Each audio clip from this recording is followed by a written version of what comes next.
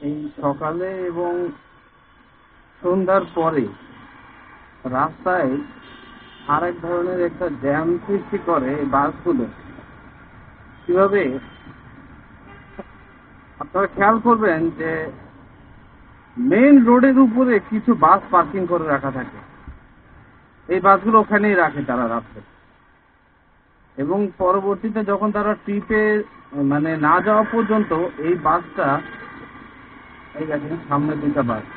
আমি যত বছর এই রোড দিয়ে চলাচল করতেছে, আমি এইখানে প্রতিদিন, এখানে দেখেন দুইটা গাড়ি এই যে দাঁড়িয়ে আছে, আমি প্রতিদিন এইখানে গাড়ি পার্কিং করে থাকতে দেখি। তো এই মেন রোডের উপরে যে গাড়িগুলো পার্কিং করে রাখে, এইগুলোর কারণে একটা জায়গা পুরো ব্লক হয়ে থাকে। এরপরে এই যে গাড়িগুলো দেখেন, এইগুলো রাস্তার উপরেই স্ট্যান্ড বানিয়ে রাখছে, দেখাও চলতে থাকে। এটা দেখেন মেন রাস্তার উপরে, সকাল এখন কয়টা বাজে, গাড়িগুলো মেন রাস্তার উপরে পার্কিং করা। হ্যাঁ, এখন অনেকেই বলতে পারে যে এইগুলো তো আসলে ওদের কোনো পার্কিং নাই। এইগুলো আসলে সিস্টেমটা এমন করা উচিত যে সকাল 9টা আগে তারা বাসগুলা রোড থেকে সরাই ফেলবে, এবং রাত 9টার আগে তারা রোডে কোনো গাড়ি পার্ক করতে পারবে না। এই দেখেন রাস্তার উপরে এই দোকানে মালামাল রেখে রাস্তার কিছু জায়গা ব্লক করে রাখছে।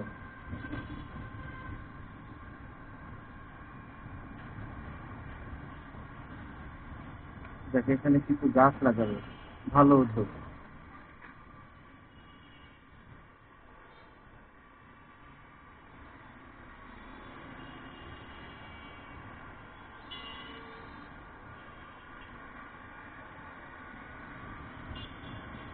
যে প্রত্যেকটা দোকান তাদের দোকানের বাইরে রাস্তার উপরে মালামাল, সিএনজি এইসব রেখে একটা লেন পুরো ব্লক করে রাখছে তারা।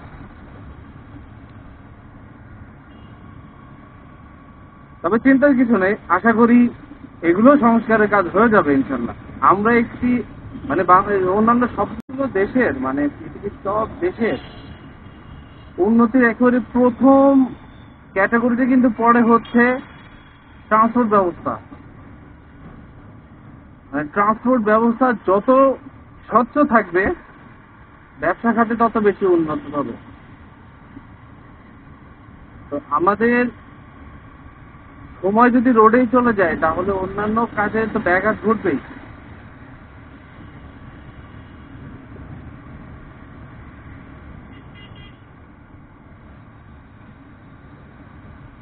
সময় হচ্ছে এখন 10টা 44। হ্যালো বাংলাদেশি পিপল, আসসালামু আলাইকুম, this is G M Dohan, welcome to my new blog. আজকে আবার নতুন একটি ব্লগ নিয়ে চলে আসছি, র্যান্ডম ব্লগ।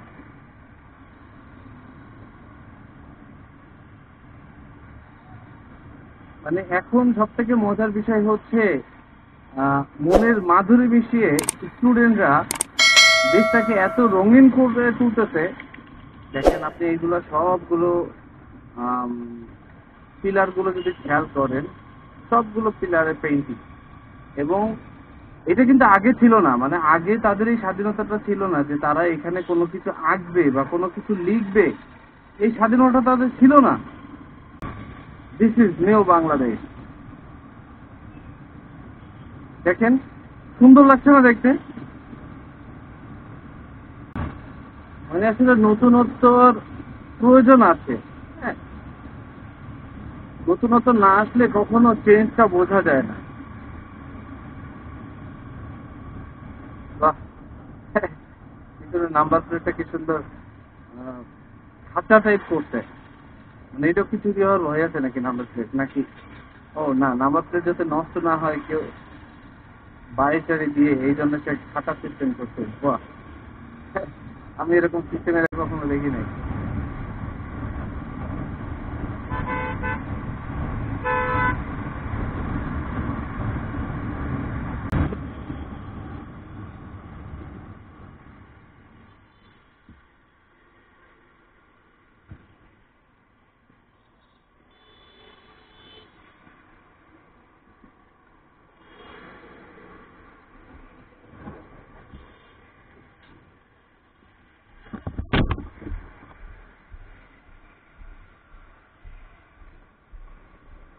সরি ভাইয়া, সরি,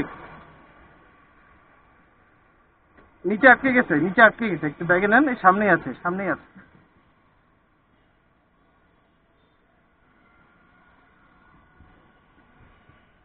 আস্তে আস্তে একটু ব্যাগে নেন। সরি ভাই, আমি এক্সট্রিমলি সরি, পিছন দিক দিয়ে উড়ে গেছে। আমি আসলে খুবই সরি। এখান থেকে হ্যাঁ,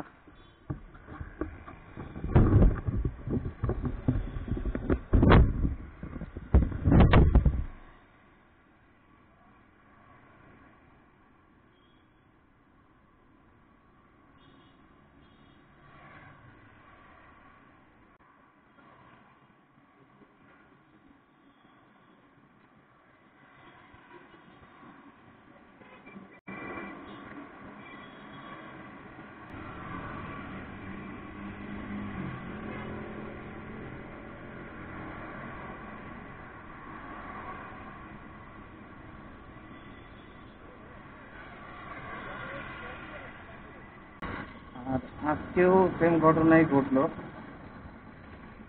তবে গাড়ির মালিক যিনি, উনিও যথেষ্ট ভদ্র এবং ড্রাইভার যিনি আছেন উনিও যথেষ্ট ভদ্র।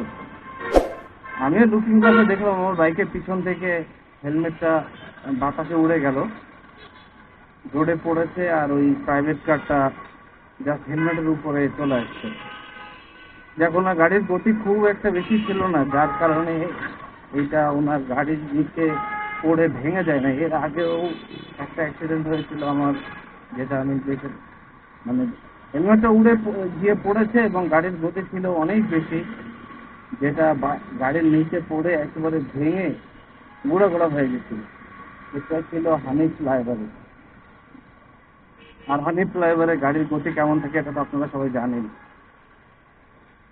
তো আমি আসলে বিষয়টার জন্য খুবই সরি, ওনাকে অনেকবার আমি সরি বলেছি।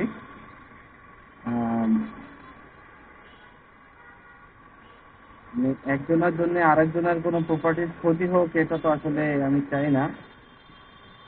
আমার নিজের কাছে এত গিলটি ফিল হচ্ছে এখনো, আমি বলে বোঝাতে পারবো না।